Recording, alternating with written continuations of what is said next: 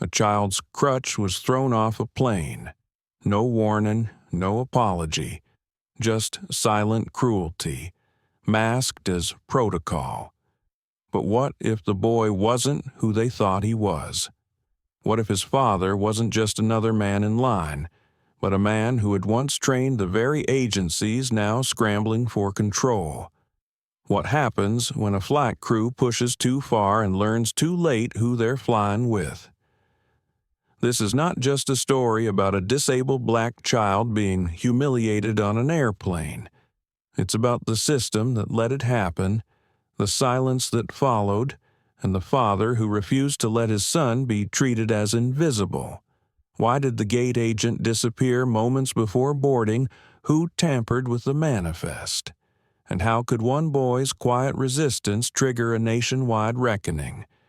Get ready to witness a story of pain, power, and redemption set 38,000 feet in the air where dignity was tested and justice took flight. If this story moves you, don't forget to like, share, and subscribe to our channel. Now let's begin. Flight attendant threw a black kid's crutches off the plane. Didn't know who he was flying. With the soft tap of carbon fiber crutches echoed down the polished marble floor of Eastbridge International Airport's Terminal C. It was still early, the kind of quiet morning that carried the sound of footsteps just a little longer than usual. Rolling suitcases hummed over the tiles, boarding announcements whispered through overhead speakers, and among the quiet shuffle of travelers, one boy moved with quiet determination. Zion Miles, 13, leaned gently into his left crutch. His right leg, slightly weakened by cerebral palsy, dragged in half steps behind him, not with struggle, but with practiced rhythm. His movements were not fast, but they were sure. Every step was deliberate, like the beat of a song only he could hear. His crutches were matte black, sleek and modern, glinting faintly under the terminal lights. They had been a gift from his father. Behind him walked Dr. Tobias Miles, tall, composed, and always watching. His long wool coat moved as he did, precise and unhurried. Tobias had the kind of presence that made people step aside without knowing why. Not forceful, just grounded. His eyes never left Zion, but he didn't reach to adjust the boy's backpack or offer to carry anything. That was their silent agreement. Zion wanted independence, and Tobias honored it. They passed a row of digital kiosks and a coffee stand where steam curled upward into warm lights. Zion's eyes flicked toward the pastries behind the glass, but he kept walking. There was something about flying that always made him feel nervous and excited at the same time. The wide windows near Gate C7 revealed the silhouette of their aircraft outside, nose gleaming in the winter sunlight, silver and blue, with the faint outline of the Crestline Airlines logo on the tail. "You're walking a little faster today," Tobias said quietly, catching up beside him. Zion smiled without turning. "I want the window seat." Tobias nodded, noted, left side, row 4. They paused near the gate where a few passengers had already begun to gather. A businessman in a checkered scarf scrolled his phone. A young couple whispered over a stroller, and, at the far side, a tall flight attendant in a fitted uniform glanced briefly in their direction, then looked away. Zion sat down carefully on a bench and exhaled. The weight of his backpack pulled slightly on one shoulder, and he adjusted it before setting it at his feet. Tobias sat next to him, silent. Their moments didn't need to be filled with talk. They were used to stillness. And besides, Zion was saving his breath. The long walk had taken more out of him than he let on. "You good?" Tobias asked after a few beats. Zion nodded. just resting. Across from them, a little boy stared openly at Zion's crutches. His mother pulled him gently closer and whispered something into his ear. Zion noticed but didn't react. He was used to stares, used to being the object of quiet explanations and loud assumptions. Once, in 3rd grade, a substitute teacher had told him, "You're such an inspiration, just for getting to class on time."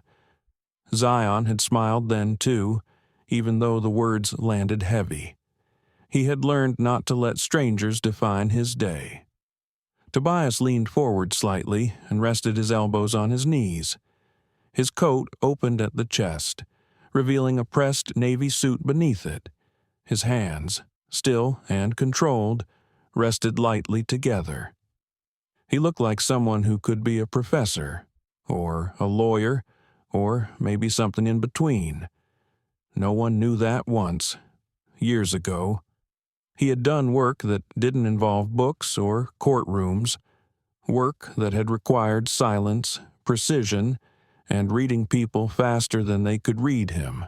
Zion didn't know everything about his father's past, but he knew enough to trust the calm behind his words. A quiet announcement came through the speaker. Flight 627 to Bella Maris, now boarding Group A. They weren't Group A. They had Group C printed in simple black ink on their boarding passes. But Tobias preferred arriving early. Better to watch than to rush, he always said. Zion used to think it was just about flights. Now, he understood it applied to almost everything. The tall flight attendant reappeared, stepping out from the jet bridge. His name tag read Kyle. His hair was neat, his shoes were polished, but something about the way he looked at passengers as they approached felt rehearsed. His smile came and went like emotion learned, not felt.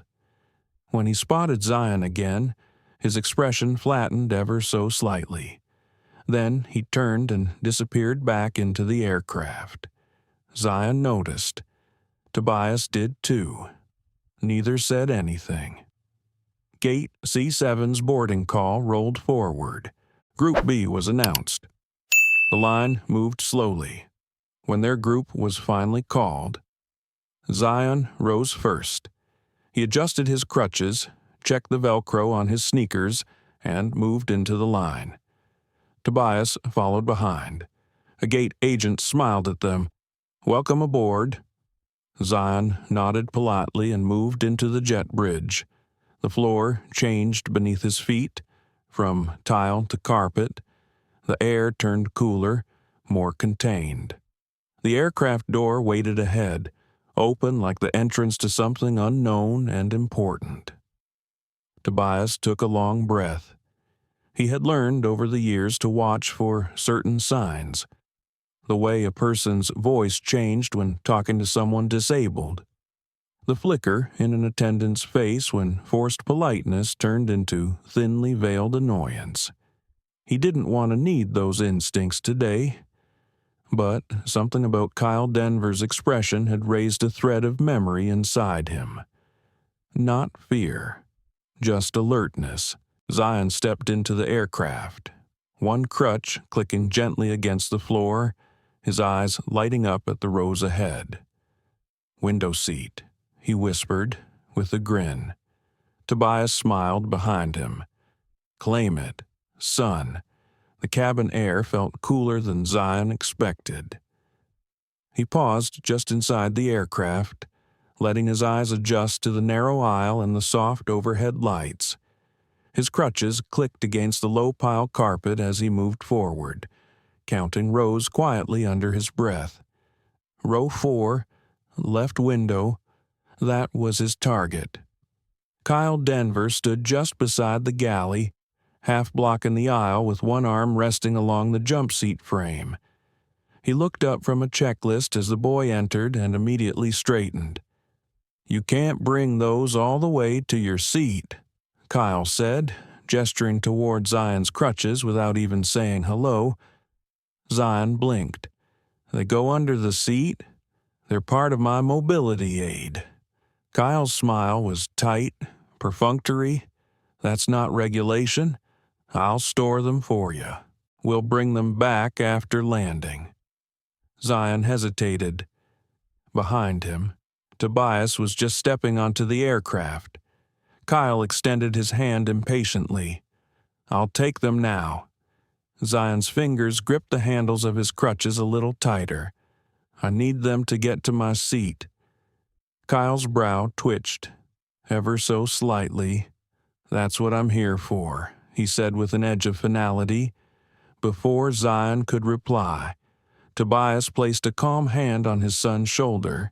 His tone was low, steady. We'll get to our seats, and then you can collect them if you need. Kyle opened his mouth, but something in Tobias's voice, or perhaps the way he stood relaxed, yet undeniably present, gave him pause. He stepped back half an inch. Zion exhaled and continued down the aisle, each step supported, deliberate, balanced by years of practice.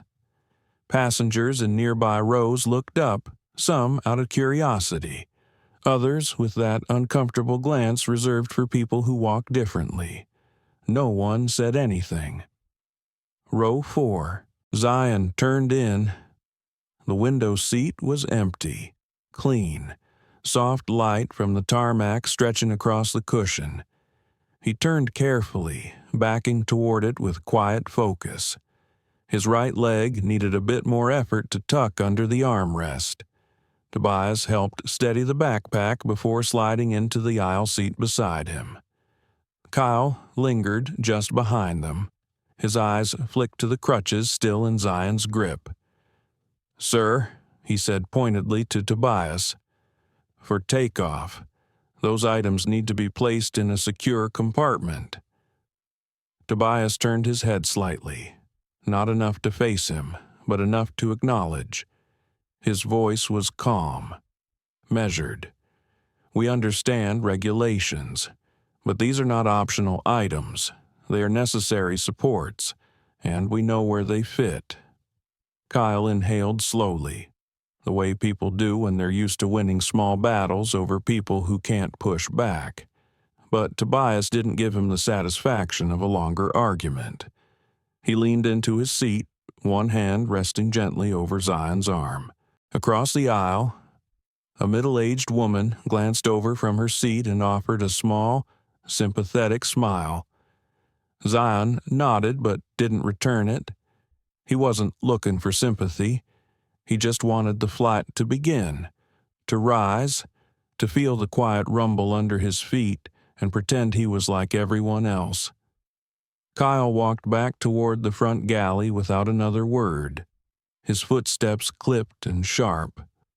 Why do people always look like they're helping when they're not? Zion whispered. Tobias gave a slight smile, because it lets them feel powerful without saying they're in control. The boarding continued. Passengers shuffled in. Overhead, bins clicked shut. Small bags slid under seats. The familiar pre-flight rituals unfolded in motion around them. A father helped his toddler settle in with juice. A man grumbled about legroom. 2 teenagers laughed over a shared screen. But Zion's world had already narrowed. The stiffness in Kyle's tone, the look in his eyes, it clung to him like an itch under the skin. Do you think he's going to do something? Zion asked quietly. Tobias didn't answer immediately. His gaze was fixed forward, not on Kyle, but on the cabin as a whole. The structure of movement, the signals, he already did, he said finally. He made you feel like a problem before you even sat down. The door closed. The click of the seal echoed faintly through the cabin. Kyle returned to the aisle with a different tone now, louder, performative. He smiled at passengers, joked with a man in row 6, handed a bottle of water to a woman 2 seats back. It was like flipping a switch. Tobias noticed. So did Zion. "I hate this part," Zion whispered. "What part?" "When someone's mean, but only in ways no one else will ever believe." Tobias looked at his son with quiet admiration. It took some people years to understand that. Zion had learned it before high school. Kyle approached again, this time with a garbage bag looped over one arm. He passed their row with a quick glance. "Trash?" he asked. Zion shook his head. Tobias said nothing. Kyle turned, paused. His eyes landed on the crutches leaning upright between the window and Zion's seat. He reached. It happened too fast. With one sharp pull, he yanked the left crutch out from between Zion's arm and the seat. The boy flinched, startled, half rising in instinct. "Hey!" Tobias's voice broke the silence, but Kyle had already moved. With another swift motion, Kyle grabbed the second crutch from the floor and held both like a pair of ski poles. "I told you I'd store them," he said, not smiling now. "It's a safety issue." Zion looked stunned. His leg, unbraced now, twisted slightly as he tried to regain balance in his seat. Kyle turned without another word. Zion's voice was small, broken. "Dad." Tobias stood, calmly, slowly, not with rage, with control. His fingers curled once, then loosened. His voice was quiet but clear. "Return those now." Kyle kept walking toward the galley. The aisle was still. Zion's breathing grew unsteady. One by one, passengers turned to watch. The woman across the aisle placed her hand over her mouth. Kyle reached the galley, then, in one motion so clean it felt choreographed, he pushed open the cabin door to the jet bridge and flung the crutches outward. They clattered down the metal ramp and out of sight. Gasps. One, then another. A man in row 5 sat upright. A girl in row 7 covered her mouth. Zion tried to stand. His foot slipped. There was a soft thud, then the sharp cry of pain. His knee buckled. He went down. The narrow cabin made the sound louder than it should have been. It echoed. Tobias dropped beside him instantly, arms around his son before his body even hit the floor. "Zion," he whispered. "Stay still." The boy's face twisted, his jaw clenched. He tried not to scream, but the sound escaped anyway, low and raw. Kyle didn't turn around. Passengers sat frozen. No one moved. Not yet. Tobias looked down at his son's leg. It was swelling, not broken, not yet. But the impact had wrenched something out of place. He looked up, eyes burning not with anger, but something colder. Purpose. Then, with a steady breath, he reached into the inside pocket of his coat and removed his phone. He opened the camera. Click. Zion on the floor. Click. The open door. The stunned passengers. Click. The space where the crutches had been. Then he dialed a number, a secure one. "This is Dr. Tobias Miles," he said quietly. "Gate C7. We've got a breach. Begin documentation and initiate freeze. Do not let this flight leave." He hung up, and for the first time, looked Kyle directly in the eyes. Kyle paused, only for a second, but it was enough.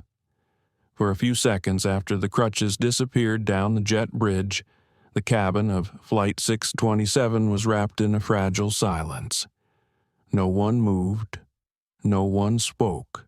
The soft hum of the plane's ventilation system was the only sound in the stillness.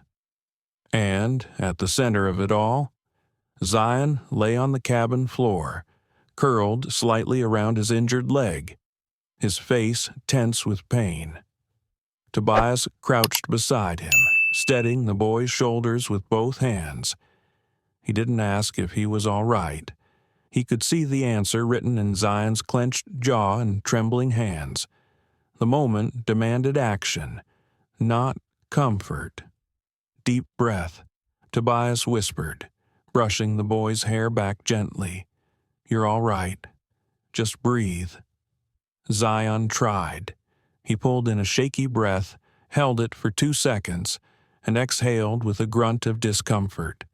Behind them, Kyle Denver stood at the galley entrance, arms folded, expression unreadable. He didn't return to the aisle. He didn't offer help. He simply watched. Across the cabin, passengers exchanged uneasy glances. A man in the middle seat of row 5 slowly reached up and removed his headphones. The older woman across the aisle from Zion was already fumbling with her phone. Her hands were shaking as she tapped the camera icon. Another voice spoke up, uncertain and tentative. Did he just throw that boy's crutches off the plane? The question hung in the air like a dropped suitcase, heavy, unwelcome. Tobias rose slowly, his back straightened inch by inch until he stood at his full height in the narrow aisle. The coat he wore shifted with him, folding along the lines of his posture like fabric obeying discipline. "Does anyone have a blanket?" he asked calmly. His voice wasn't raised, but it carried. A younger man in row 3 opened an overhead bin and passed one down without a word. Tobias knelt again and placed it under Zion's leg as gently as if it were glass. The boy's eyes glistened, but he didn't cry. He hadn't cried since he was 9. Not in public. Tobias turned again and looked toward the cockpit. The curtain was still drawn. No one had emerged. "Kyle," he said, "no," louder than before. "I asked you to return those mobility aids. Now you've endangered a passenger and created a medical issue." Kyle didn't answer. Tobias took a step forward. "Open the cabin door. Now." Kyle raised his chin. "You don't give orders here." Tobias's stare didn't shift. "Neither do you anymore."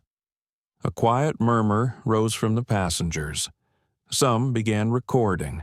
One woman whispered something to her seatmate, who nodded and tapped out a message on his phone. Just then, a figure appeared from the front. Not the pilot, but a man in a charcoal gray suit stepping out of first class. He looked to be in his 60s, with salt and pepper hair, a subtle scar beneath his jawline, and the kind of calm posture that suggested former military or federal work. He said nothing, merely observed. Elliot Rhodes. His eyes swept from Tobias to Zion on the floor, then to Kyle, who now shifted uncomfortably. Tobias didn't acknowledge Elliot, but he knew he was there. The situation had become too visible to ignore. Kyle stepped forward, face tense.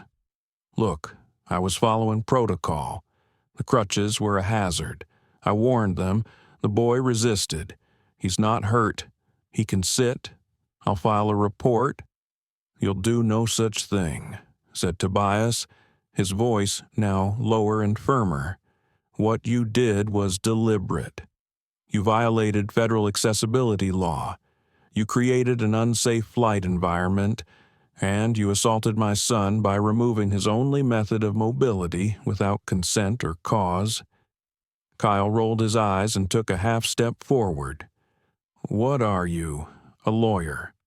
"No," Tobias said, worse. The front of the cabin stirred.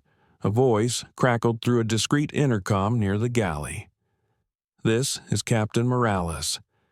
We've received an urgent hold order from ground operations. All boarding is suspended. Please remain seated." Kyle froze. Tobias reached into his coat once more and pulled out a slim black ID wallet. He flipped it open and held it up, just high enough for Kyle and the passengers nearby to see. Inside was a badge. Not airline security, not local law enforcement, Federal Aviation Operations Command, Oversight Division. There was a silence in the air now that felt different, not fragile, charged. The older man from first class Elliot finally stepped closer, leaned in toward Tobias, and said with quiet amusement, "I always knew you'd show up where the cracks were loudest." Tobias didn't answer. Instead, he looked down at Zion again. "You're all right," he said. "We've got eyes now." Zion blinked slowly.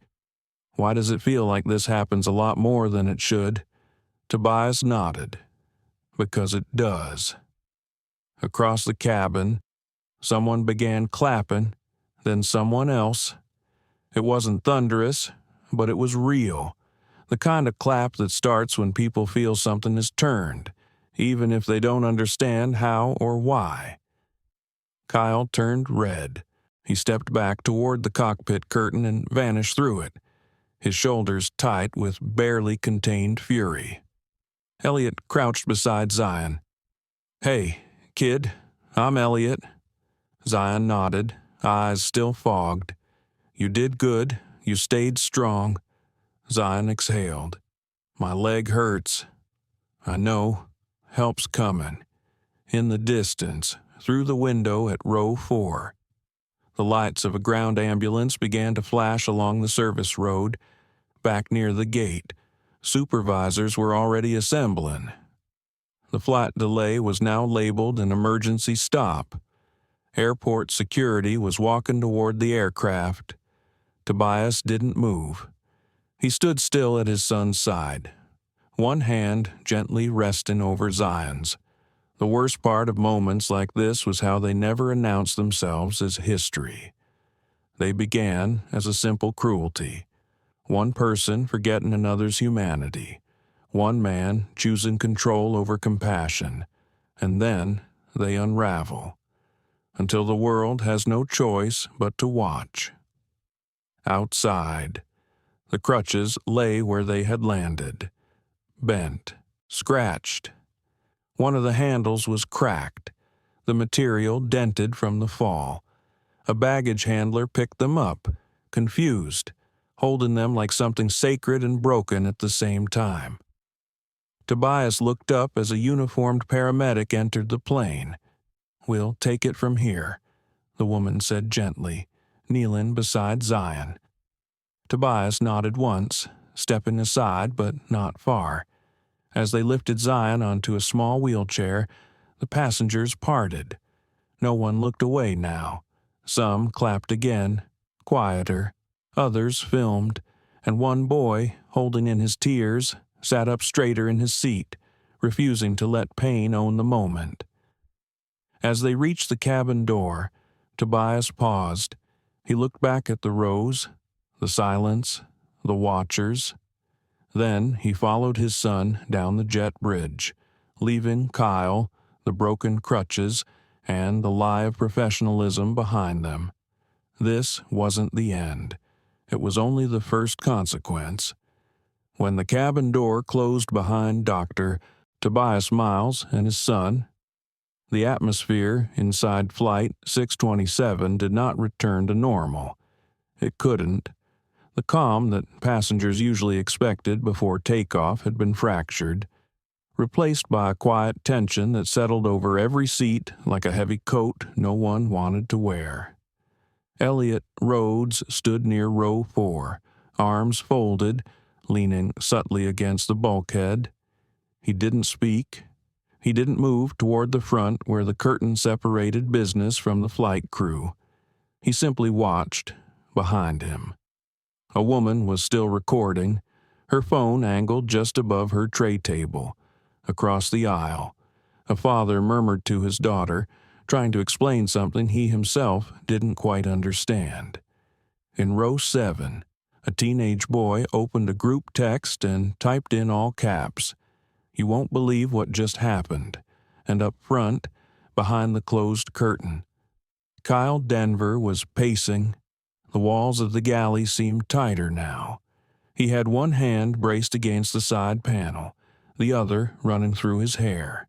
His heartbeat was loud in his own ears, louder than the ventilation, louder than the buzzing of his intercom headset.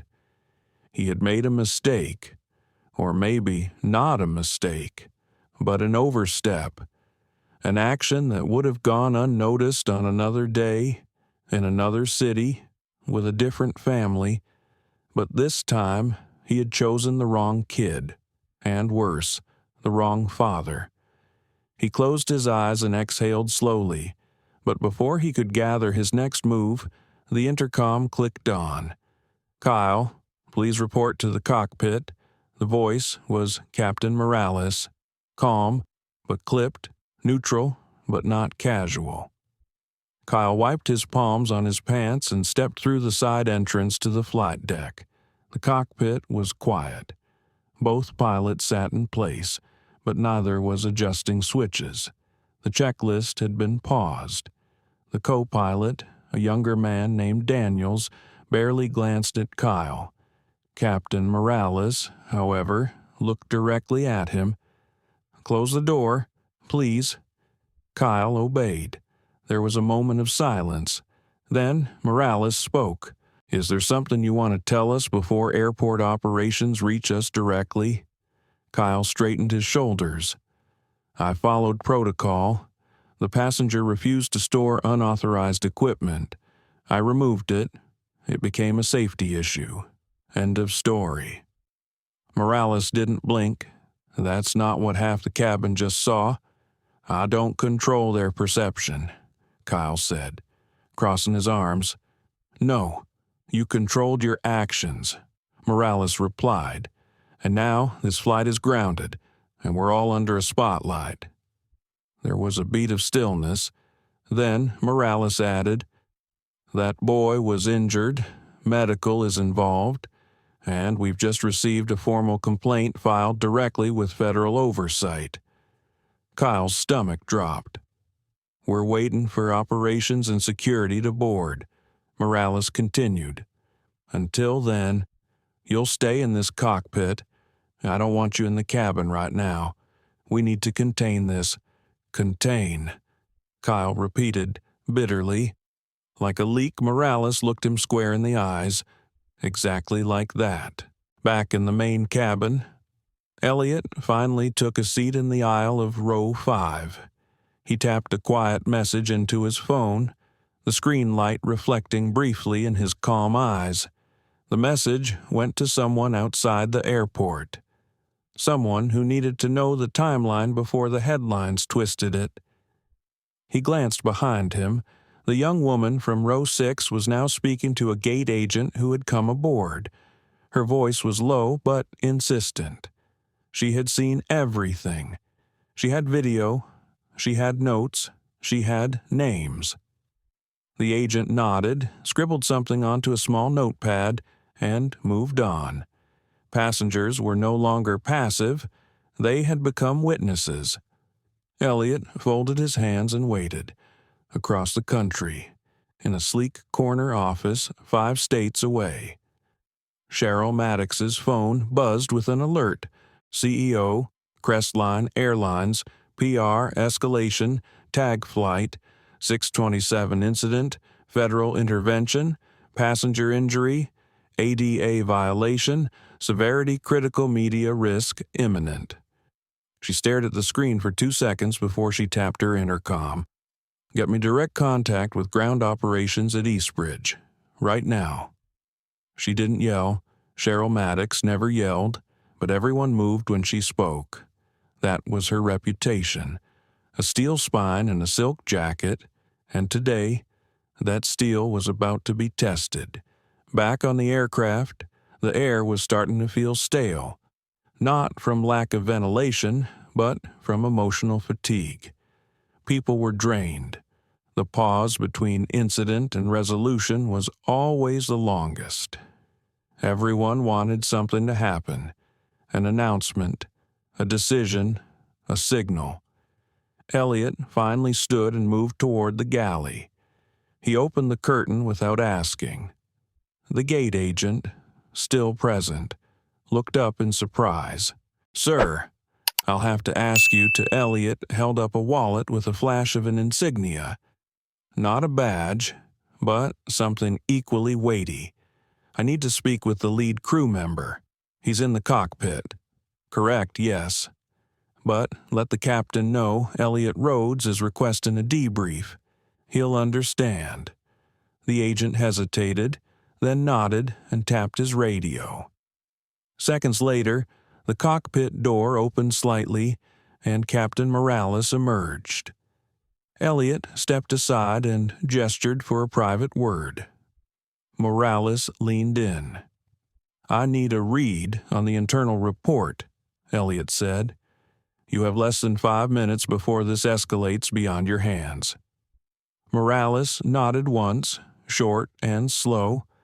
Then he glanced back at the cockpit and signaled for Daniels to hold position. They stepped aside into the galley. The passenger was Dr. Tobias Miles. "Correct?" Morales asked. "Correct." He flashed federal credentials and activated a priority freeze through ground command. "We've never had a freeze override from a passenger before. He's not just a passenger," Elliot said. "He's part of the oversight division, former Tier 6 clearance. That order you received didn't come from a call center. It came from the Internal Integrity Board." Morales exhaled, and his son, Zion Miles, 13, disabled, assaulted by your lead attendant. Witnesses have footage, one crutch broken, the other bent. Medical team already assessed blunt trauma to the knee. And Kyle, he's in there, refusing accountability. Still believes policy will shield him. Morales didn't speak. His jaw tensed, then relaxed. "I'll file the preliminary report and await next instructions." He said. "No," Elliot said. "You'll do more than that. You'll initiate an internal lockout. No one leaves this plane without an external escort. I've already notified legal control. This incident is about to go federal." Behind them, another knock came at the cabin door. This time, it wasn't security. It was Nathan Bell, director of Eastbridge Airport Operations. He stepped on board with 3 uniformed agents behind him and a clipboard in his hand. He looked tired, focused, ready. "Captain Morales," he said, "where is your lead flight attendant?" "Still in the cockpit?" "Bring him out." Kyle stepped out, his face pale but defiant. Nathan didn't waste time.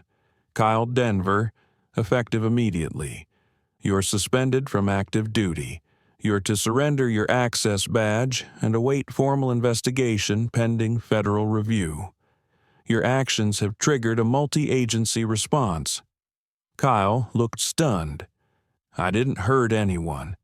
I was following protocol. You removed a minor's only mobility aid without consent and caused physical harm. That is not protocol. That is negligence." Kyle's mouth opened, closed. Then Nathan said, "You're lucky he didn't press criminal charges. Yet." The weight of that last word dropped like a hammer. Elliot watched from a few feet away. He took a breath. The tide was shifting, and still. The world had not yet learned who Zion really was. Tobias stood by the airport's private medical unit, watching as the nurse gently rewrapped Zion's swollen knee. The boy was trying to be brave, jaw set, eyes focused on the sterile ceiling tiles, counting each faint line where the panels met. He wouldn't look down. He didn't want Tobias to see the pain he was still carrying, not just from the fall, but from what it meant. Pain was pain. But this was different. This was being reminded that to some people his presence was inconvenient, that his disability wasn't seen as part of him, but as a complication. "I didn't cry," Zion said quietly. "I know," Tobias replied. They looked at me like I caused it, like I made it happen. Tobias exhaled through his nose, slow and steady. He wasn't the kind of father who spoke just to fill silence. He let the weight of his son's words settle. They didn't see you. Z, he said at last. They saw a moment to control. Zion's fingers twisted a corner of the blanket. Was I wrong to not let go? No, Tobias said, without hesitation. You were right to hold on. They were wrong to try and take. Outside the door, footsteps approached, 2 sets, one light, one heavier. Tobias turned as Elliot Rhodes entered with Nathan Bell behind him. Both men nodded in silent greeting. Security has Kyle in temporary custody, Nathan said. He's not talking much, but we've impounded his crew tablet. Something doesn't feel right, because it isn't, Elliot said flatly. Tobias glanced at his son, then gestured toward the hallway. The 3 men stepped outside. Any leaks yet? Tobias asked. Nathan shook his head.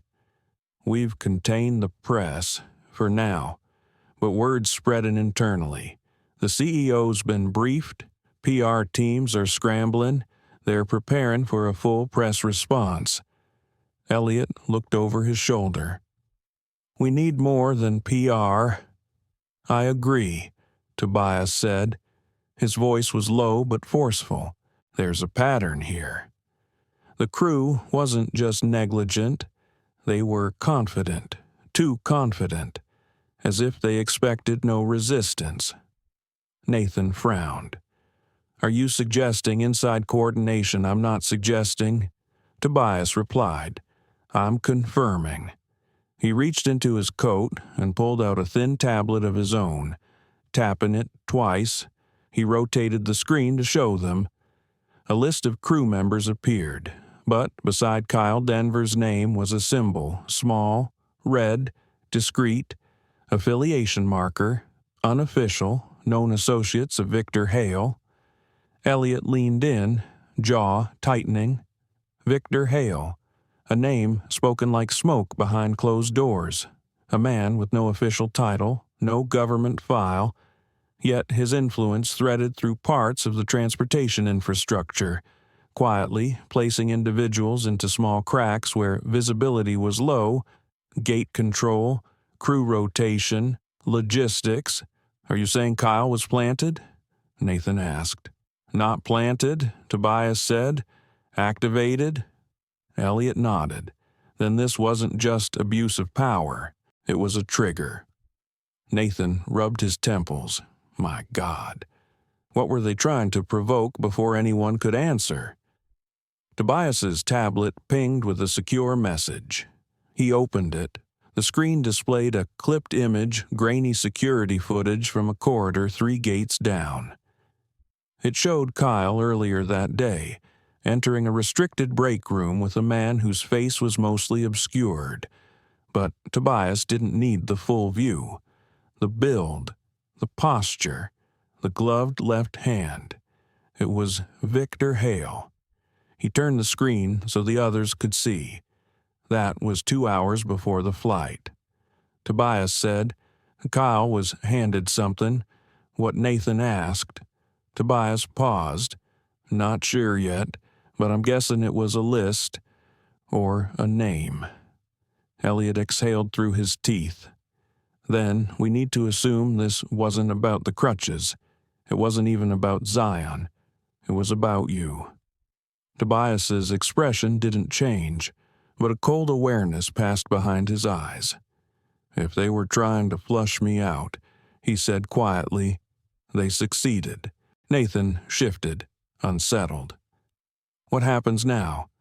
We isolate every crew member with past exposure to Hale.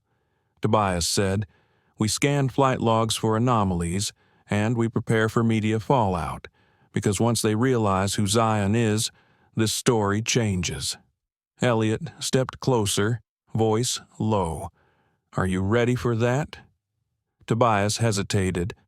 I don't want my son to become a headline, he said, but I won't let him be erased either. Back inside the medical unit. Zion was adjusting his leg on the examination bed, alone for the first time in 10 minutes. He stared out the window toward the tarmac, where aircraft lights blinked like tired eyes. He didn't understand who Victor Hale was. He didn't know what agencies his father once worked for. But he understood the feeling of being watched. He felt it now, even behind the glass, as if somewhere in the airport someone was still tracking their every move. When Tobias returned to the room, Zion sat up. "Are we going home?"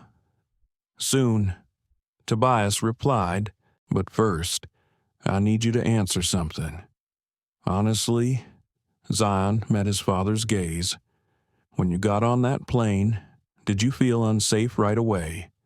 Before Kyle said anything, Zion thought for a moment, then nodded. "I didn't know why," he said, "but it felt wrong, like the air didn't want me there." Tobias gave a faint smile. "That's your instinct. Never lose that."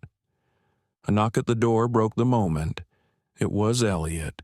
"Sorry to interrupt," he said gently, "but you both need to see this." He turned the tablet in his hand toward them.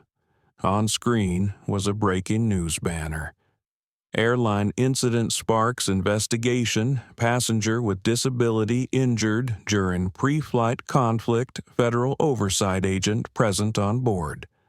Zion's face was blurred in the photo, but the story had already left the airport. Tobias closed his eyes for half a second.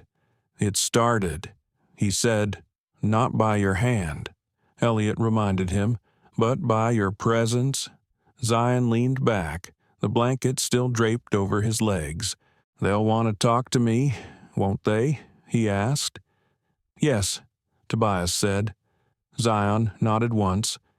"Then I'll talk, but only if I can say the truth." Tobias reached for his hand and gripped it gently. "That's all we ever ask." Outside, the corridor buzzed with quiet tension. Security agents, airport managers, and airline staff moved with restrained urgency. Something bigger had been set in motion, and it was no longer about one flight. It was about who had been allowed to operate behind the curtain for too long. About the shadow names passed through whispered conversations. About the people like Kyle, who moved through the system with badges but no accountability. And it was about a boy who had the courage to stay standing, even when someone tried to take his legs away. The unseen names were coming into the light, and the reckoning was only beginning. Victor Hale never entered a room unless he knew two things before the door opened: who had touched the doorknob last, and what they had for breakfast. Control wasn't about noise. It was about silence and observation, about what people forgot to lock down. And today, there were cracks everywhere. He stood inside a nondescript office above Terminal 3 staring at the digital wall. 6 monitors spread before him, each showing a different feed. On one, a Lupin security clip showed Kyle Denver's last unauthorized access to the crew lounge. Another displayed live news coverage outside the terminal. Reporters were already assembling. Microphones were being tested, camera crews positioned.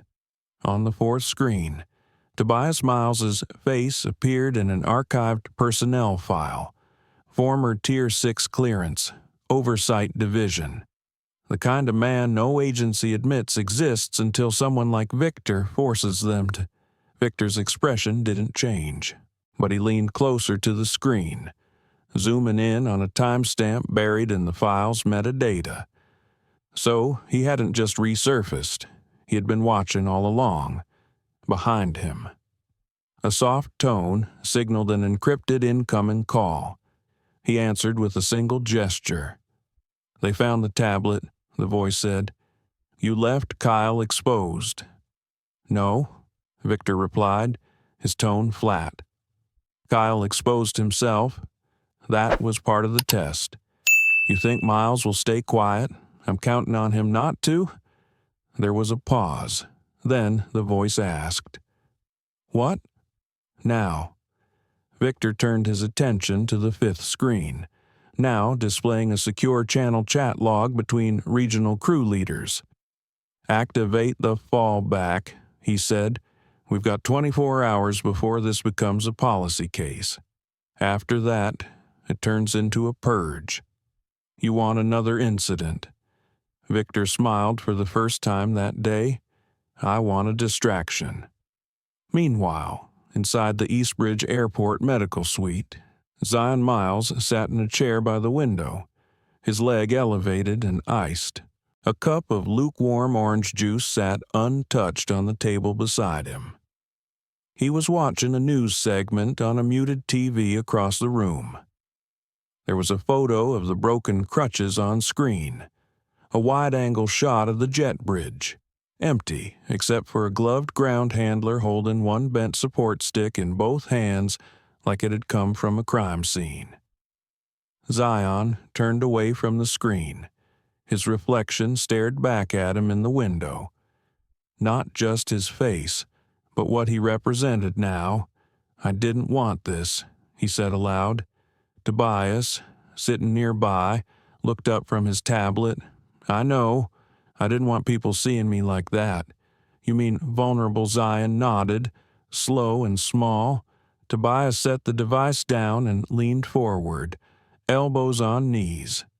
"Being seen is never weakness, but sometimes it feels like being unarmed." Zion didn't reply. His thoughts were racing too fast. Images of Kyle's face when he grabbed the Crutches, the thud of metal hitting the floor, the stairs, the silence. The way no one had rushed forward right away. Only his father. Everyone else had watched, uncertain if helping him was worth the risk of standing out. "I'm just a kid," Zion whispered. "Why would they come after me?" "They didn't come after you," Tobias said. "They came after me. You were just in the path." Zion looked down at his knee. "Well, it worked." Tobias sat beside him and placed a hand on his shoulder. "No, Z, it didn't. Because you're still here. You're still speaking.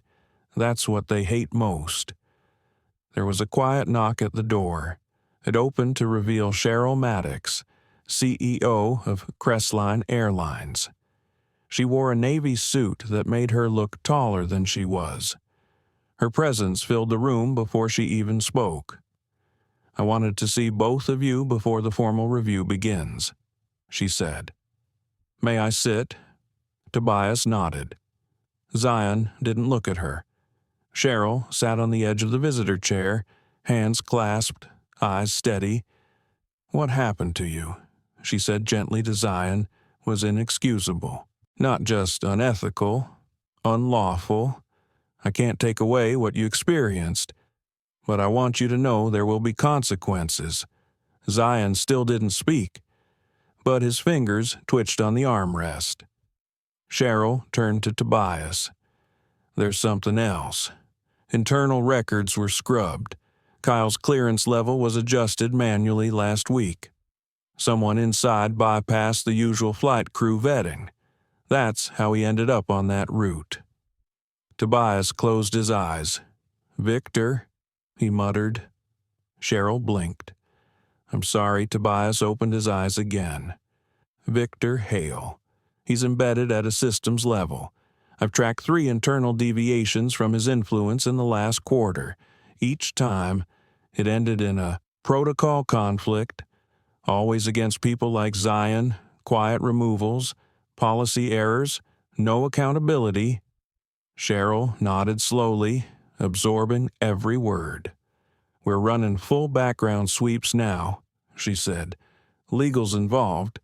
Federal oversight will escalate this beyond PR, but Tobias," he looked at her, "I need to know. Is your family safe?" Tobias hesitated. "We are, for now." A few hours later, in a restricted wing of the airport, Kyle Denver sat alone in an interview room with one camera mounted in the corner. He stared at his own reflection in the glass, wondering if this was the moment his life ended or transformed. The door opened.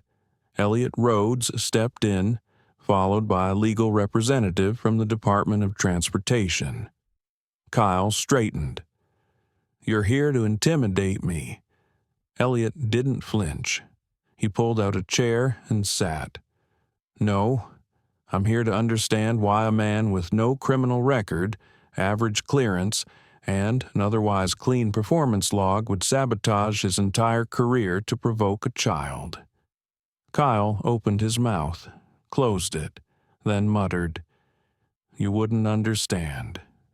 Try me." Kyle leaned forward, eyes hard. "You people. You think you're the only ones allowed to enforce the rules, to define what justice looks like.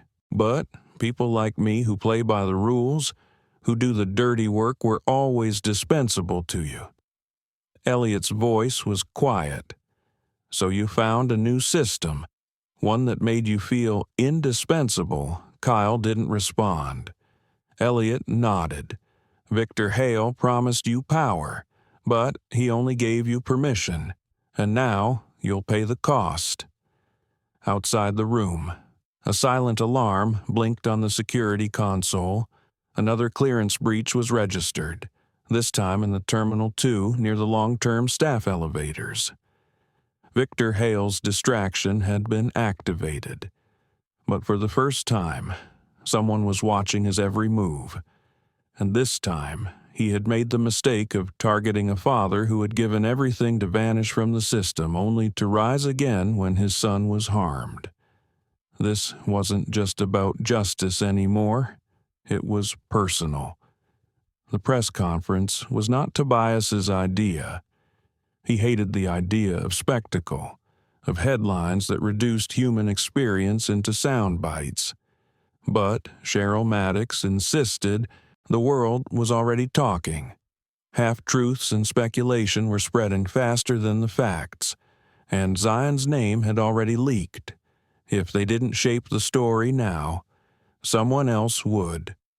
So they stood together behind a long wooden table in a quiet media room inside the Eastbridge Airport Security Annex.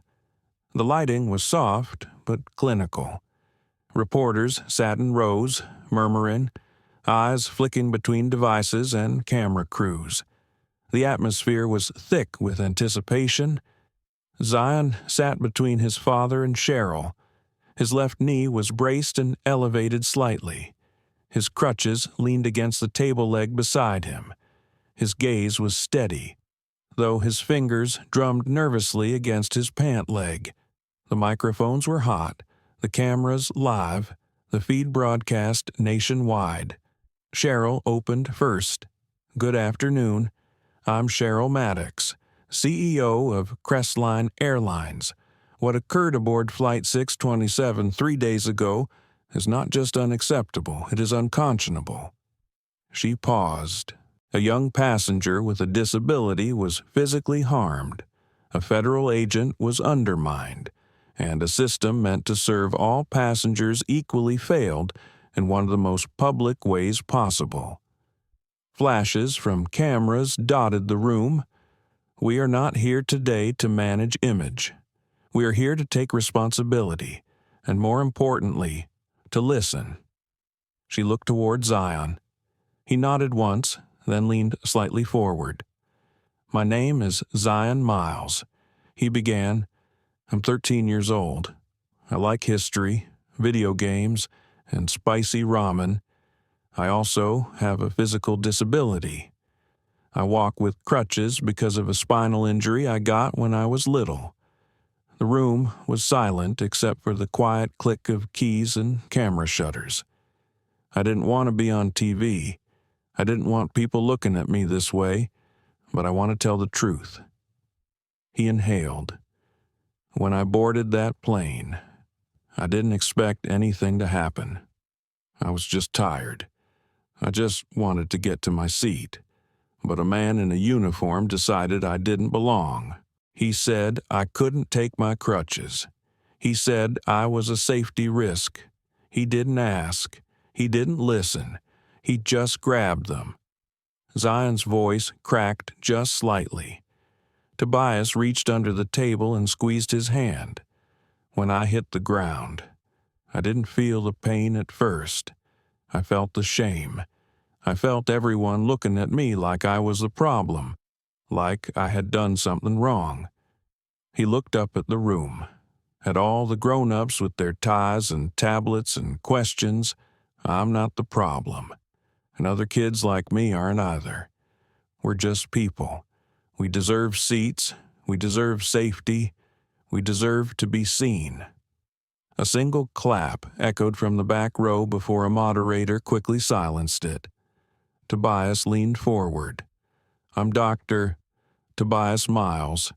I'm a former federal oversight officer for transportation integrity, and I want to say something that I was trained never to say in front of cameras. He looked straight into the lens. The system is compromised. The air changed instantly. A hum of tension rolled through the reporters like wind through dry grass.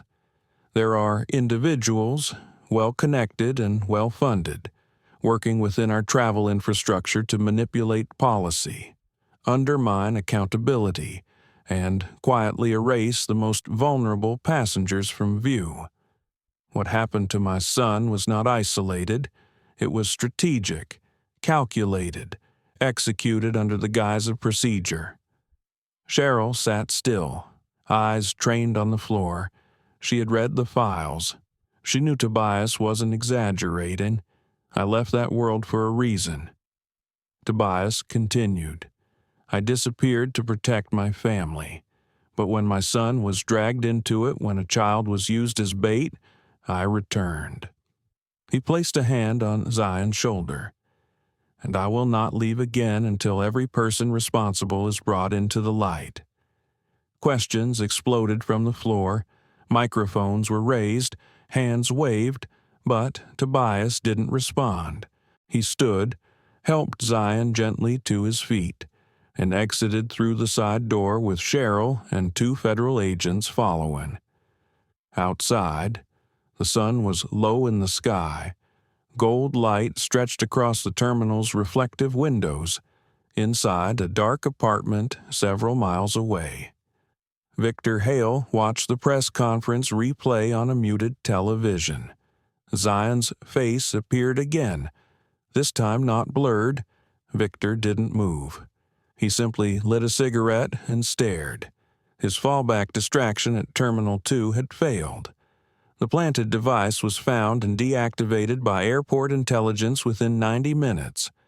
The fake crew assignment had been flagged by an observant scheduler. He was slipping, not because his plan was weak, but because he had underestimated the one thing he never should have: public emotion. He flicked ash into a tray and leaned back. They want a war, he muttered. Let's see if they survive one. At that same moment, Elliot Rhodes sat in a small, private conference room on the east wing of the airport. He was reviewing transcripts of past flight conflicts marked as non-actionable. Several now shared common markers: unknown crew members with scrubbed credentials, inconsistencies in manifest timestamps, and in 3 cases, victims under the age of 15. It wasn't random. It was a pattern, and Elliot was no longer just observing. He was preparing a formal handoff to a federal panel for covert investigation. The exposure of Kyle Denver was just the surface. Victor's web was larger than any of them expected. Back in their hotel room, Zion lay on the bed, eyes scanning the ceiling again. The brace itched slightly, but he didn't say anything. Tobias was at the small desk, typing notes on his laptop. "Dad," Zion said. "Yes, are we safe now?" Tobias looked over, then closed the laptop softly. "Safer than we were." Zion nodded. "Do you think they'll come after us again?" Tobias didn't answer immediately. Instead, he walked over and sat on the edge of the bed. "I think we'll always be watched," he said. "But we won't be alone." Zion rolled onto his side. I didn't think my voice mattered. Tobias smiled, tired but proud. It changed everything. Zion didn't speak again. He simply closed his eyes and let sleep pull him under. And somewhere in the distance, a message was being transmitted, not through an encrypted channel or a silent courier, but through every screen where a young black boy had just told the truth. When silence breaks, it echoes. And this time, the world had heard. Tobias didn't sleep that night. The hotel curtains were drawn tight, the room dim except for the pale glow of his laptop screen. Zion breathed steadily in the second bed, finally resting after 2 sleepless nights. The boy's body was still healing, but it was his mind Tobias worried about now. Fame wasn't a blessing. Not like this. Not when it was built from humiliation. The cursor blinked on a classified interface Tobias hadn't accessed in over 7 years. The password had changed, but the encryption key on his old drive still worked. He pulled up the private records archive of the Interagency Transportation Security Review Task Force, the same one he helped design in the aftermath of the Hudson Terminal infiltration. Victor Hale's name was still redacted, but the pattern was there. Nearly 30 conflict incidents over the past 18 months, most involving crew-level breaches, altered logs, or unexplained policy overrides. 17 involved children, 9 had disabilities, 5 ended in physical harm. The algorithm didn't lie. He copied the data set and encrypted it into a secure drive, then sat back, eyes burning from fatigue. For a brief second, he looked at Zion's backpack resting near the table. It still had stickers on it, Superman, a faded sticker from a history museum, and a red crutch silhouette Zion had made himself. His son was not a symbol. He was a kid, and this world was going to have to learn how to treat him that way. At exactly 5:47, Tobias's phone vibrated. The screen lit up with a name that made his spine straighten. Elliot Rhodes. He answered immediately.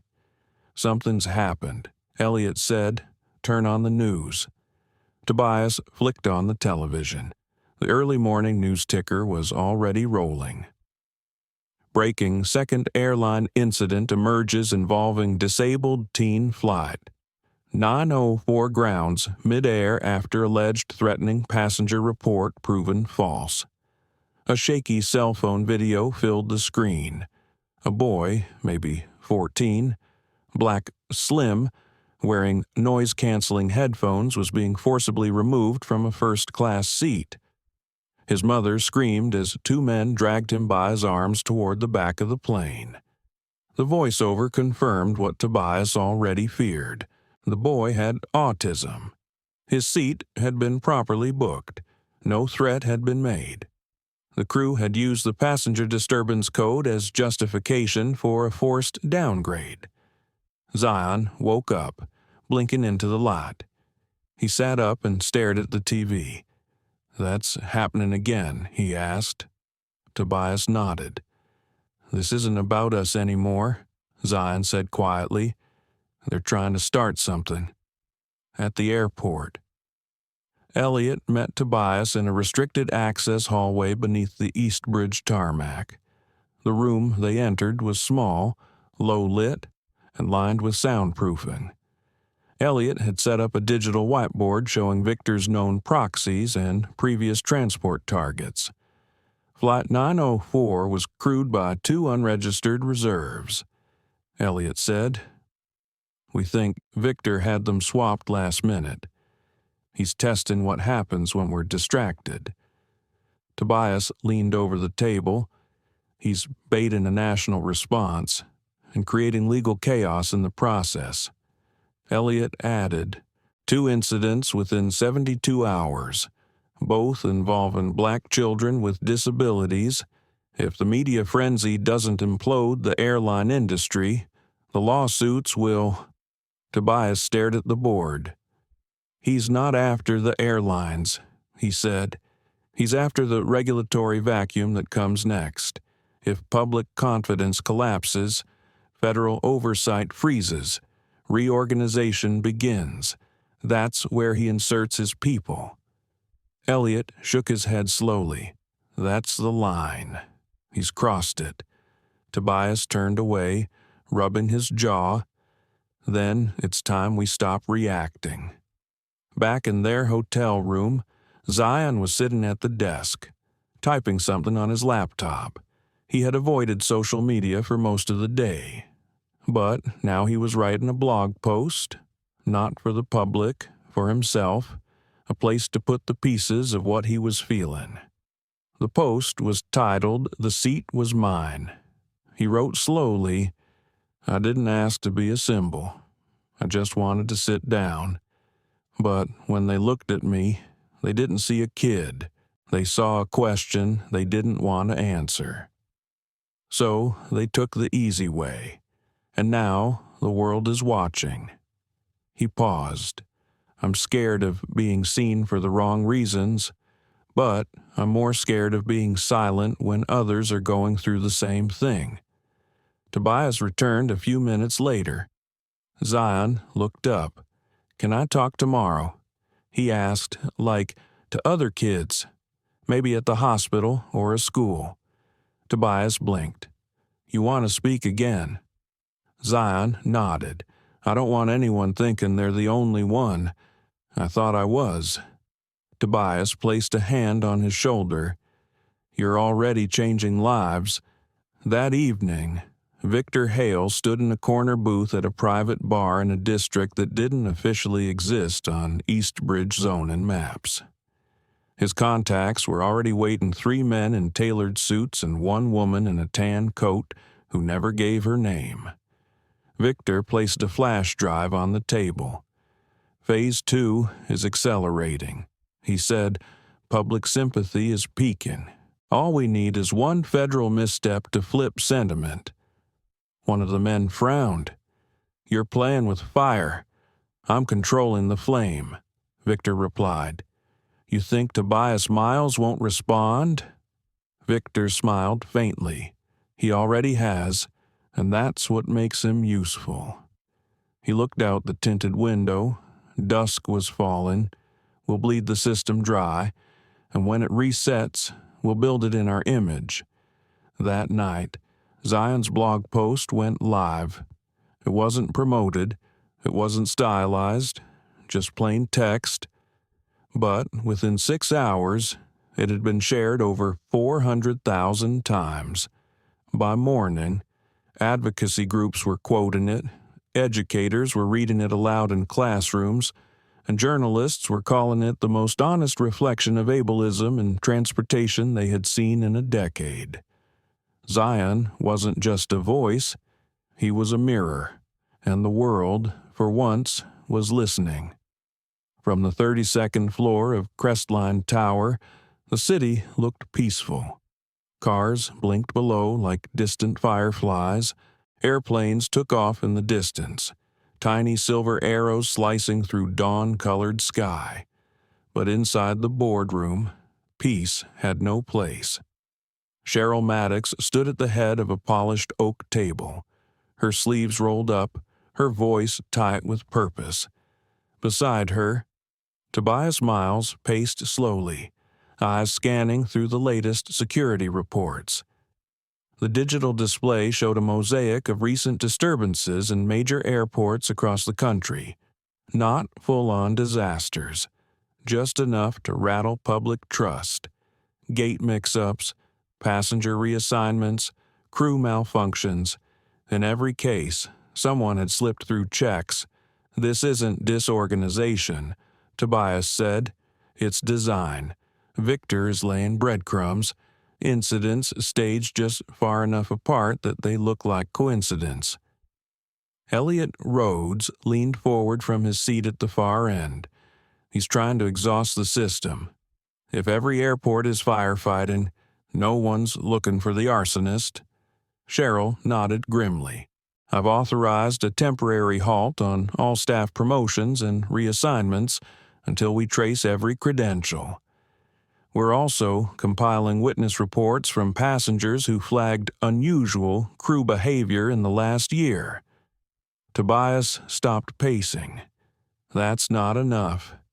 We need a signal, something visible, a message to every agency, every carrier, every regulator. If we don't draw a line now, the next escalation will be irreversible. Cheryl hesitated. What do you propose? Tobias looked straight at her. We go public with the Victor files. Elliot blinked. That's classified data. If we expose that, you're risking your security clearance. I lost my clearance the day I carried Zion off that plane. Tobias said, I don't care about protection anymore. I care about truth. The room fell silent.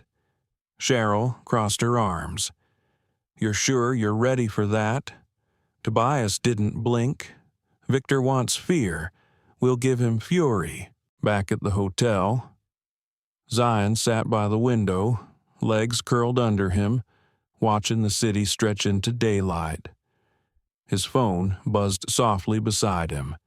Messages kept coming, and some from kids, some from parents. A girl named Lila had sent a voice note. I saw what happened to you. My brother has cerebral palsy. They made us wait an hour once while they searched for a secure seat. I didn't even know we were allowed to be mad. Zion played the message twice. Then he opened his notes app and began writing again. This time, not just for himself. When Tobias returned late that afternoon, he found Zion still in the same place, surrounded by paper and notes. What's all this? Tobias asked. Zion looked up. I think I want to write something for schools, like a talk, but for kids, about what to do when you feel like the world sees through you. Tobias smiled gently. Sounds like a revolution. Zion shrugged. Maybe just a start. At the same moment, in a tower 2 blocks away, Victor Hale stood in a private server room filled with machines humming like distant thunder. He tapped a command into a console, then watched as encrypted files transferred to a secure satellite uplink. Beside him, a younger man, slim, sharp-suited, watched with concern. You really think they'll go public? Victor didn't answer right away. He checked the upload progress, 92%. I think Tobias always does what's right. That's why he's dangerous. And if he outs you, Victor looked over, calm as stone. I'm a rumor. You can't arrest a rumor, but you can weaponize it. He turned back to the console, eyes glinting with something colder than anger. They want to expose the system. Fine. Let's show them what the system really looks like when it breaks. That evening, Cheryl held a press briefing. Unlike the previous one, this wasn't about apology. It was about warning. She stood at the podium, framed by a federal backdrop and flanked by security officials. There is a coordinated campaign targeting the stability of national air travel. She said, this is not speculation. We have verified manipulation of clearance systems, fabricated crew credentials, and staged incidents designed to provoke public outrage. Reporters erupted in questions. Cheryl raised her hand. One of the masterminds behind this campaign is an individual known as Victor Hale. He is not affiliated with any agency, company, or department. He is operating without oversight, and he has infiltrated multiple systems. She paused. Today, we are releasing a portion of the Victor files to independent watchdog organizations and civil rights groups. We believe public accountability is now our strongest defense. Within hours, the files spread like wildfire. News anchors used phrases like deep sabotage, transportation insurgency, and disability profiling. Social media exploded with demands for systemic reform. Zion's blog traffic doubled, then tripled. Tobias stood by the hotel window that night, watching the city lights flicker. Behind him, Zion sat on the bed, scrolling through messages. "Do you regret it?" Zion asked. Tobias turned. Regret what? Coming back? Being seen again? Tobias walked over and sat down beside him. "I regret that it took your pain to wake me up." Zion didn't respond. "You're not just my reason," Tobias said. "You're my reminder." Zion looked up, eyes searching. Of what Tobias smiled, "That truth is louder than fear, if we let it be." Across the country, airport security personnel began overnight audits. Staff IDs were re-verified. Boarding procedures were reviewed. Disability training modules were reinstated. What had begun as one child's humiliation had now reshaped an entire industry's conscience. But in one corner of a silent control room, a screen blinked quietly. An alert. Unauthorized credential access, Level 5 override detected. Victor had made his next move, and this time, it wasn't sabotage, it was infiltration. It began with a missing gate agent. At Terminal C of Crestline's regional hub in Denver, a boarding crew waited for flight instructions that never came. The gate was locked. The manifest had been approved, but the lead agent's ID badge failed to register in the system. By the time IT cleared the flag, she was gone. An hour later, a secondary alert was triggered in Tampa, then another in Seattle. All had one thing in common. Each flagged staffer had cleared security just days earlier. Each had a perfect digital record, and none of them existed before 3 months ago. The Victor protocol had activated at Crestline Tower. Cheryl sat frozen as the reports came in. She watched them flash one after another on the screen in her private office. Tobias stood by the window, arms crossed, jaw set. "They're inside," he said. Elliot entered with a file under his arm. "They've already moved," he said. "We just got confirmation from the Department of Transportation. 2 internal databases were accessed. One of them was medical clearance." Tobias turned slowly. "Medical clearance for what passengers who require mobility assistance," Elliot said. "The kind of data Zion's incident would have triggered." The implication hung in the air. "They're targeting vulnerability," Tobias said, "not just to create chaos, to take control of how assistance is administered, who qualifies, who doesn't." Cheryl looked pale. "If they control the definition of need," she whispered, "they can rewrite who deserves access." Elliot laid out the files. "This goes deeper. We traced one of the flagged agents in Denver. Her clearance was signed off by someone in the Office of Flight Safety, except that person resigned last year. We checked the signature log. It was forged." Tobias didn't blink. "They've taken over credentialing, which means we no longer know who's staffing our planes." Zion, meanwhile, was sitting in a quiet room at the Eastbridge Hospital Children's Wing. The hospital had invited him to speak not for publicity, but because patients had asked to meet him. There were 10 kids in the room, a few in wheelchairs, one with a walker, most younger than him. He wore jeans and a button-up shirt, sleeves rolled just above his wrists. His hands shook at first, but he steadied them. "I didn't come here to be brave," Zion said. I came here because I know what it's like to be looked at like you don't belong, like the space you're taking up is too big, or too slow, or too much trouble." A boy in the front row nodded quietly. I thought maybe something was wrong with me. Zion continued, "But it wasn't me. It was the way people saw me." He paused. Until I made them look again, the room stayed silent. Not uncomfortable, just present, the kind of quiet that listens. Afterward, one of the hospital volunteers walked Zion back to the lobby. As they neared the exit, a nurse caught up to them. "You made them feel powerful," she said softly.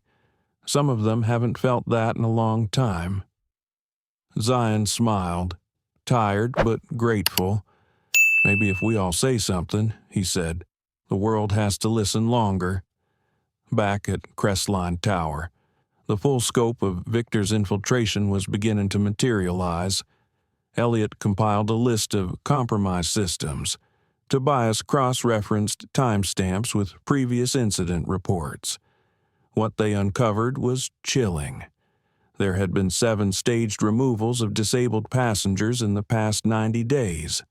All involved newly cleared crew, all used nearly identical justification codes, behavioral threat, safety risk, or passenger relocation due to aircraft balance.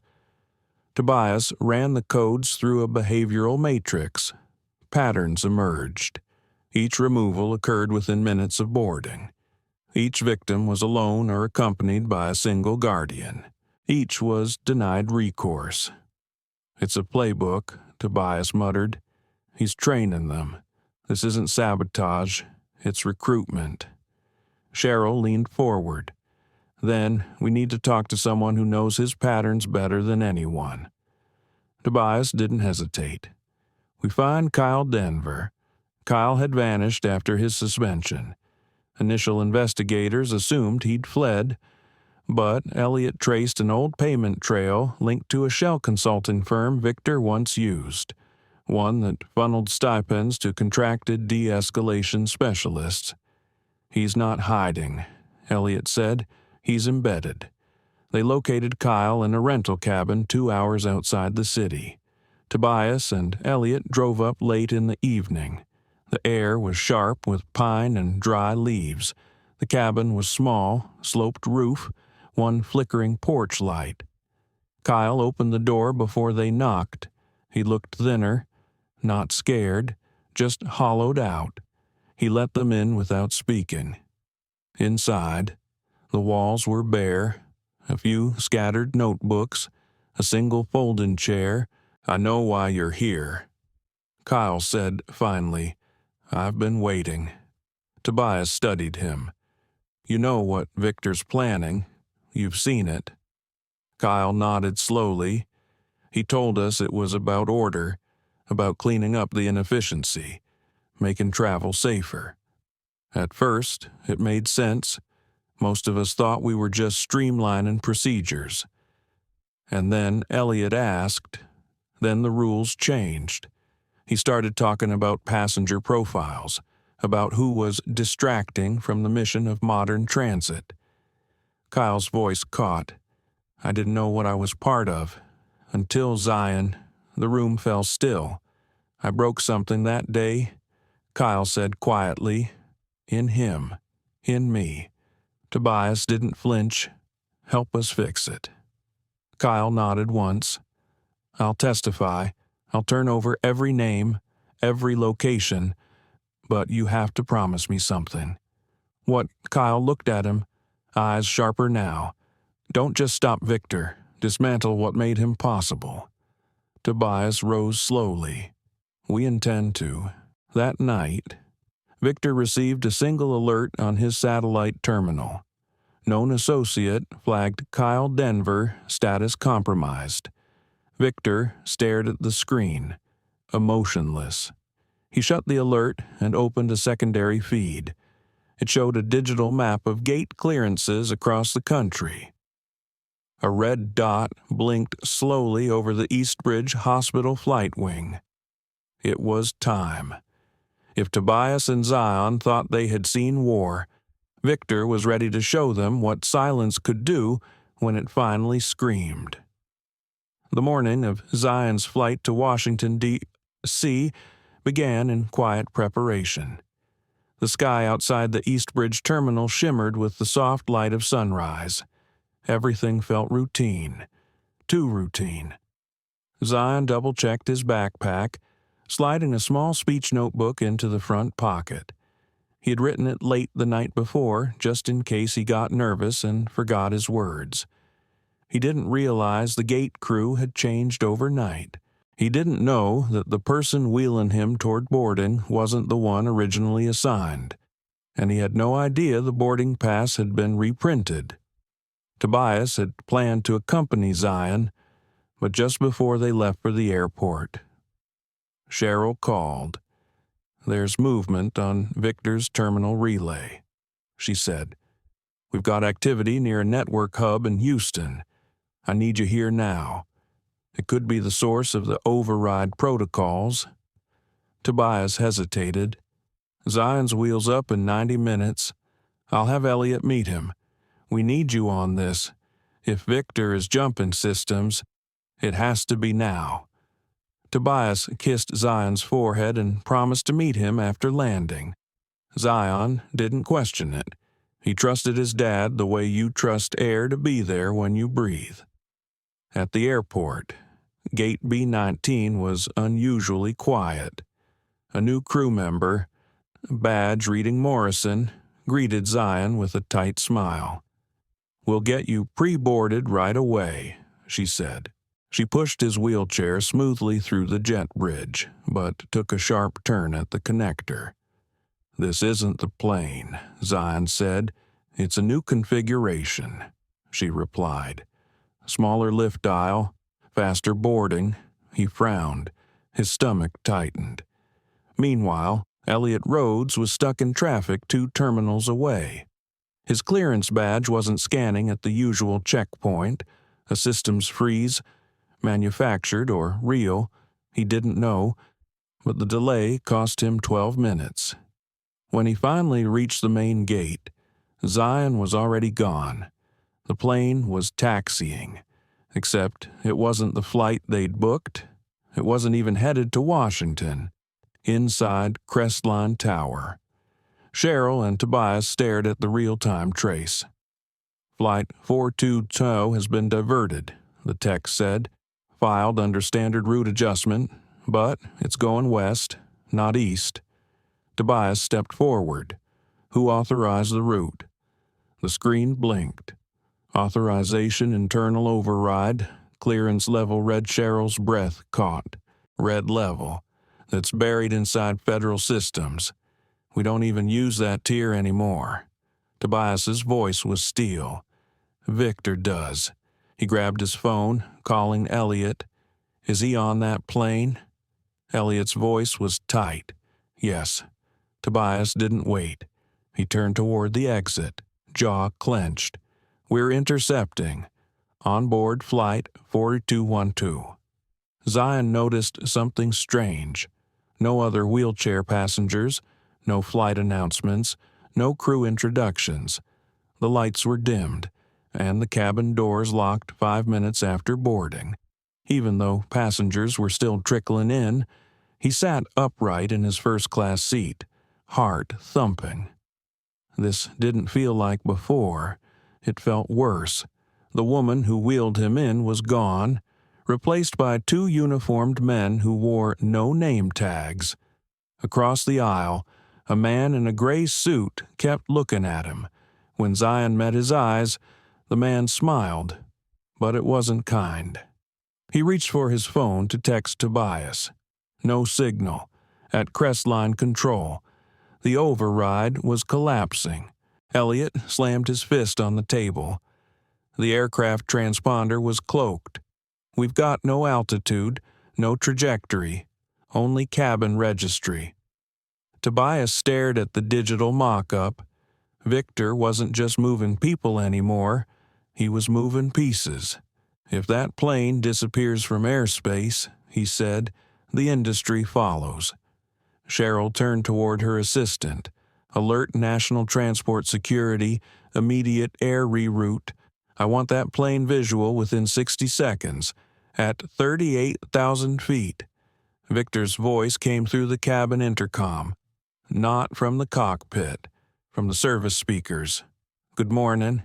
Passengers, or should I say, participants. Zion's blood went cold. There's no need for alarm, Victor said. You are merely part of a demonstration, one that will, I assure you, reshape how your country views freedom of movement. Zion looked around. Several passengers were frozen. A few reached for call buttons. Nothing worked. Victor continued. Some of you may know of a young man on board, a child whose silence spoke louder than most microphones. He is not our target. He is our message. Zion stood up slowly. The man in the gray suit rose too. Zion's mind raced. He remembered what Tobias had told him once. If they look at you like you're small, remind them that you are centered. His voice cracked, but it came out clear. Why are you doing this? The man didn't answer, but Victor did, still over the speaker, because systems only change when they collapse. And today, we collapse one. Zion moved into the aisle. Behind him, a passenger rose, trying to record on a phone. It was snatched away. Zion took a deep breath. If you want to collapse something, he said, voice trembling but strong. Start with your mirror, on the ground. Tobias coordinated a scramble. We've got partial signal, a technician shouted. They've dropped to 25,000 feet. If we intercept in the next 5 minutes, we can vector them toward our controlled strip. A security escort was dispatched. Fighter jets rerouted to visual lock, inside the aircraft. Zion felt the tilt as the plane shifted. Then, a second voice came through the cabin. This one real. The pilot. This is your captain speaking. We've regained partial control. Everyone remains seated. The man in the gray suit cursed under his breath and reached for Zion. But Zion was faster. He grabbed his crutch from the floor and swung. It cracked the man's knee. He howled, falling sideways. Zion backed away, crutch in hand like a shield. By the time Tobias reached the strip where the plane emergency landed, the sun was casting long shadows across the tarmac. He ran toward the exit ramp. The doors opened. Zion appeared at the top of the stairs, whole, shaken, but standing. Tobias reached him in seconds, pulling him into a full-body hug. I knew you'd find me, Zion whispered. Tobias held him tighter. Always. The press conference happened 48 hours after the interception. Cameras from every major network crowded the room. Reporters whispered as Cheryl Maddox stepped to the podium, flanked by federal security and aviation regulators. Behind her, a projection displayed a simple phrase in bold white text, reclaiming the skies, a national reckoning. Cheryl's voice was steady, but there was something different in her eyes, not just authority, resolve. 2 days ago, a commercial flight was overtaken using internal override protocols long believed dormant.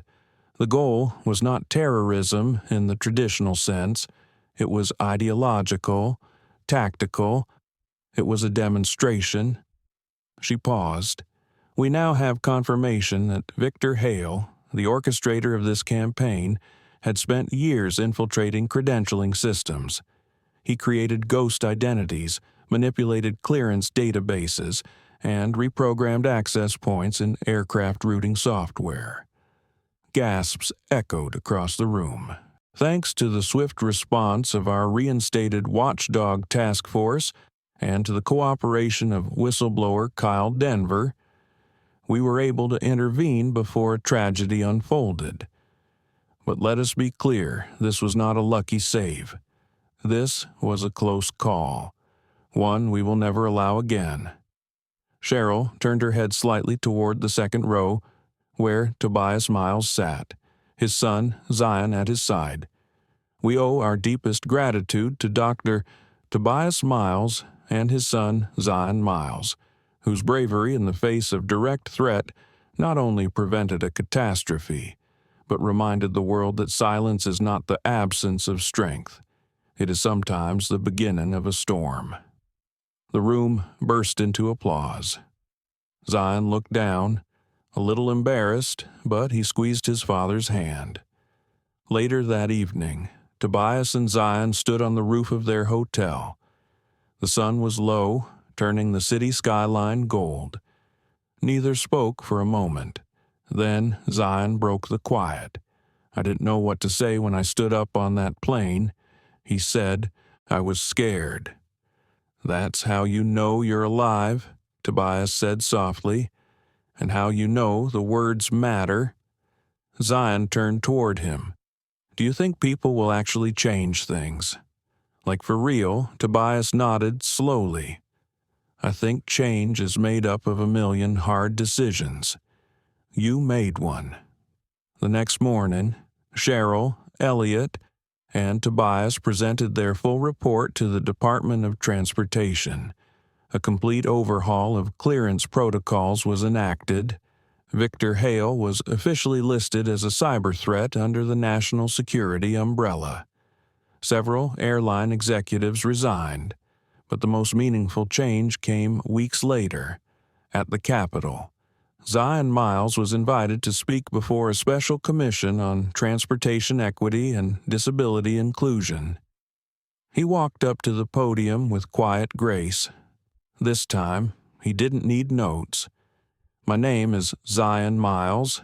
I'm 13 years old. I use crutches because I have a neurological condition. It's just a part of me, like my voice, or my skin, or the way I remember song lyrics without trying." He looked out at the room. On one flight, someone decided my presence made them uncomfortable. They threw my crutches off the plane.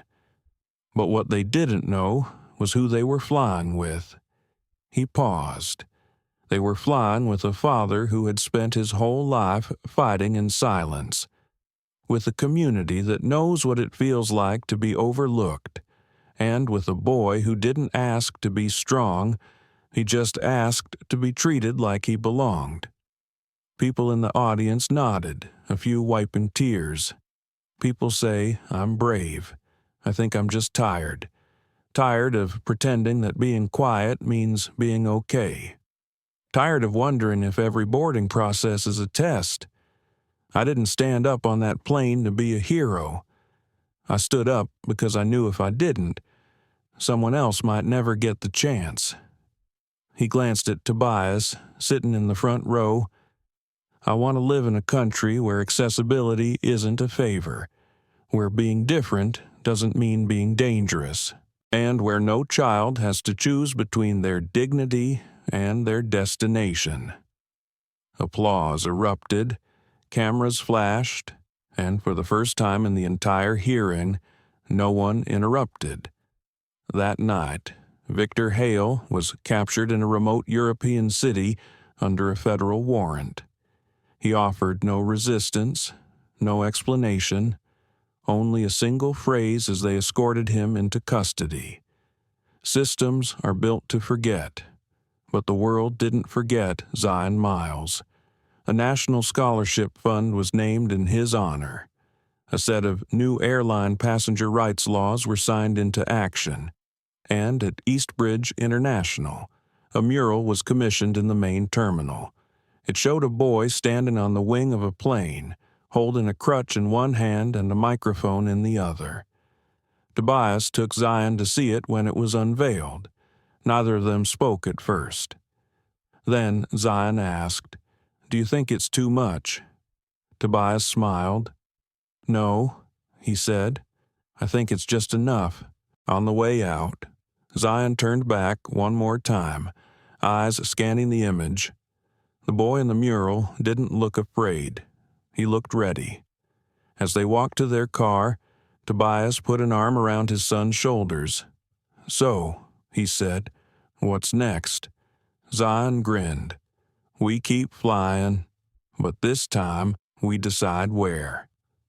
The wind picked up gently. Planes lifted into the evening air, and for the first time in a long while, the sky didn't feel like a ceiling. It felt like a door they had opened together. What began as a flight turned into a fight for humanity.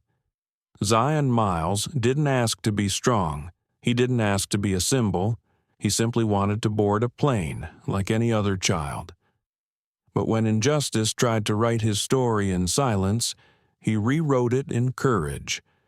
This isn't just about a cruel flight attendant.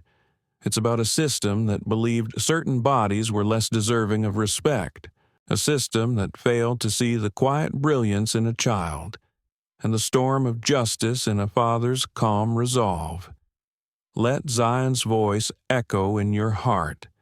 Let his crutch, thrown in cruelty, rise as a banner for every child who's been overlooked, because every time we say nothing, we give silence power.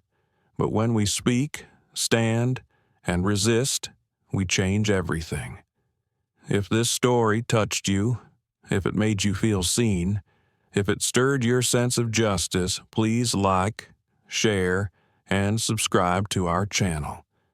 Your voice helps these stories reach the people who need them most. We have more stories coming of truth, healing, and the quiet heroes among us. Until next time, stay kind, stay brave, and never look away.